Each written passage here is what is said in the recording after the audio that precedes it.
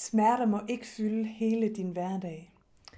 Det lyder meget godt, men hvad betyder det egentlig, og hvorfor er det så vigtigt?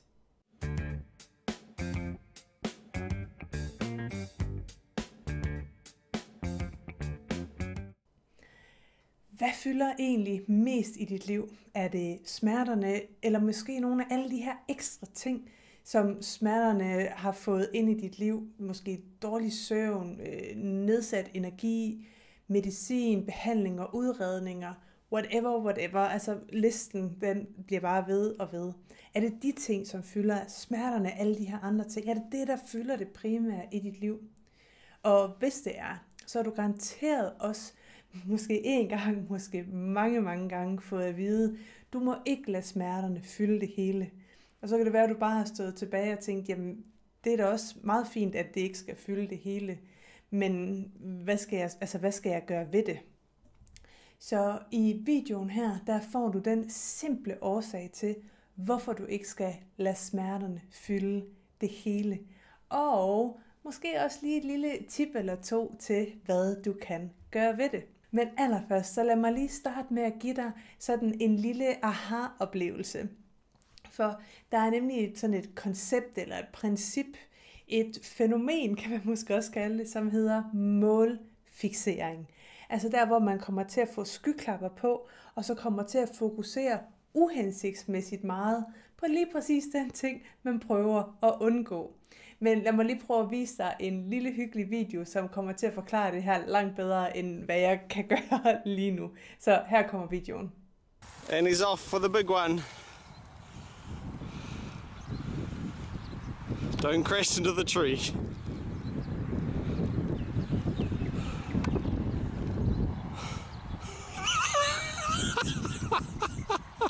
Oh, he crashed into the tree. Oh. Så du kan se i videoen her, så kommer den her lille dreng til at fokusere på lige præcis den ene ting, som han får at vide, han ikke skal fokusere på. Det er, hvad der kommer til at ske, når vi sådan kommer til at få skyklapper på og kommer ind i det her fænomen, som hedder målfiksering. Så styrer vi lige præcis ind i den ene ting, som vi virkelig prøver vores bedste på at undgå. Og for at få det eksempel taget over på noget, der er lidt mere smerterelateret, så vil jeg lige prøve at vise dig et lille eksperiment, tror jeg godt, man kan kalde det. Og det her lille eksperiment, det er faktisk et, du også kan lave selv. Det eneste, du skal bruge, det er et stykke blankt papir og måske lige lidt forskellige farver og skrive med.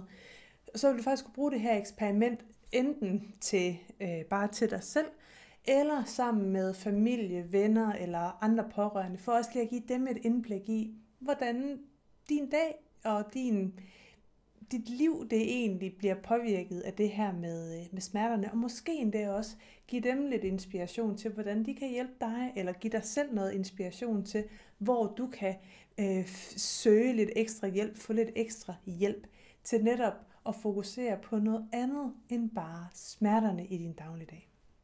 Så lad mig lige prøve at vise dig min skærm her. Og jeg lover, det her ikke er en af de videoer, hvor der lige pludselig popper et eller andet menneske op, eller noget andet, der skriger ind i hovedet på dig. Bare rolig. Der kommer ikke sådan en jumpscare i videoen her. Så det eneste, jeg bare gerne vil have, du gør lige nu, det er at fokusere på skærmen.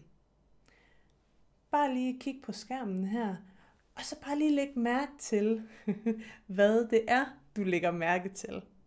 Hvad er det, du helt naturligt kommer til at fokusere på her?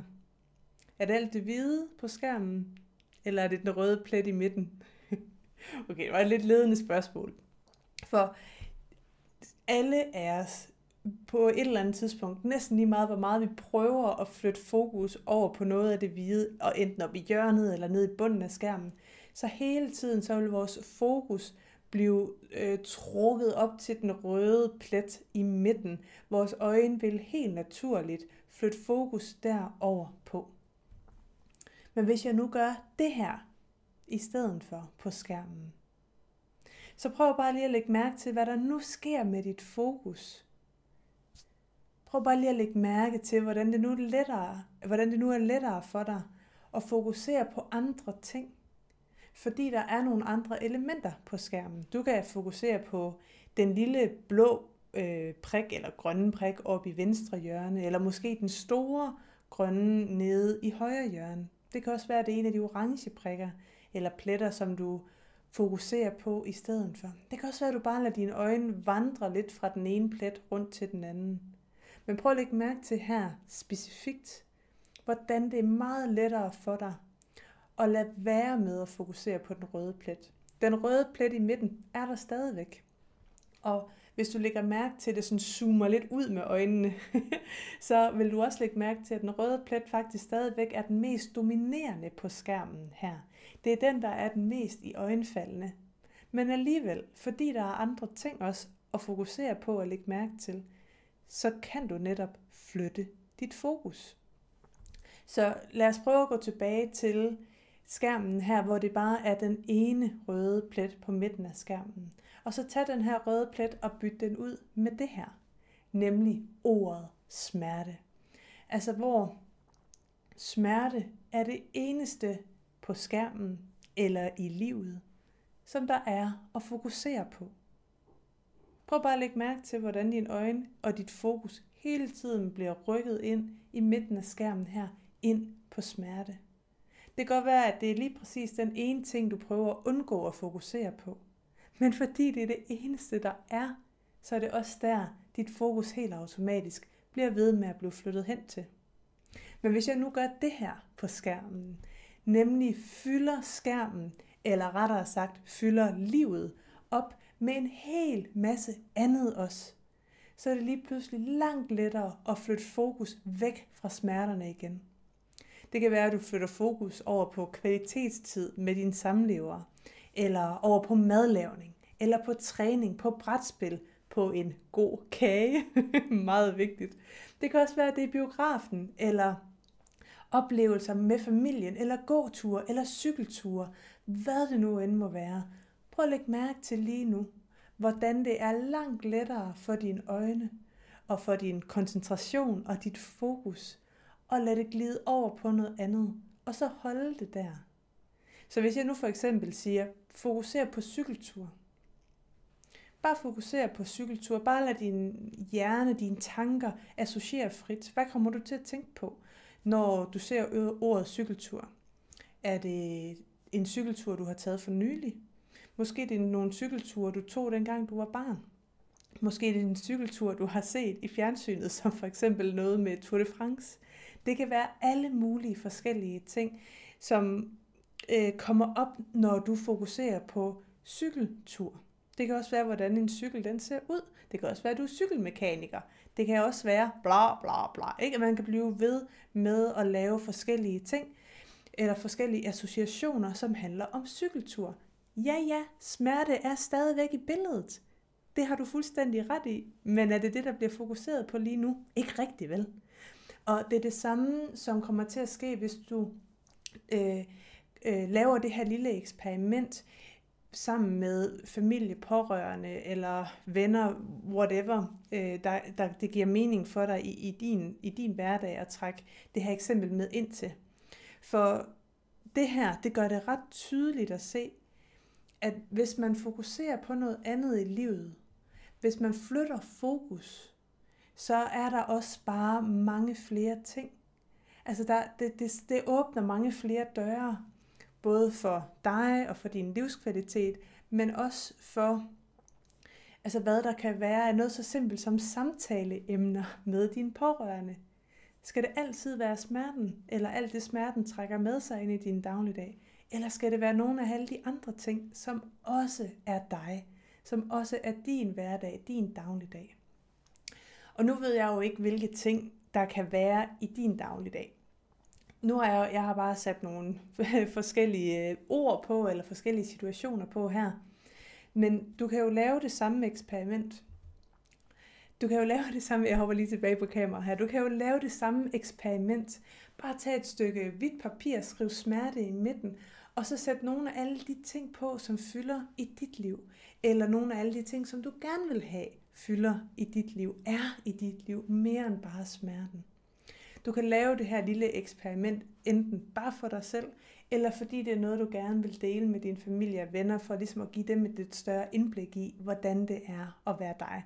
Uanset, så laver det her eksperiment, eller den her lille øvelse, den giver sådan en god aha-oplevelse til, hvorfor smerten ikke skal være det eneste, der fylder i din dagligdag. Og hvis du kunne lide den her video, så har jeg en video mere til dig, som jeg tænker vil give rigtig god mening at se som det næste.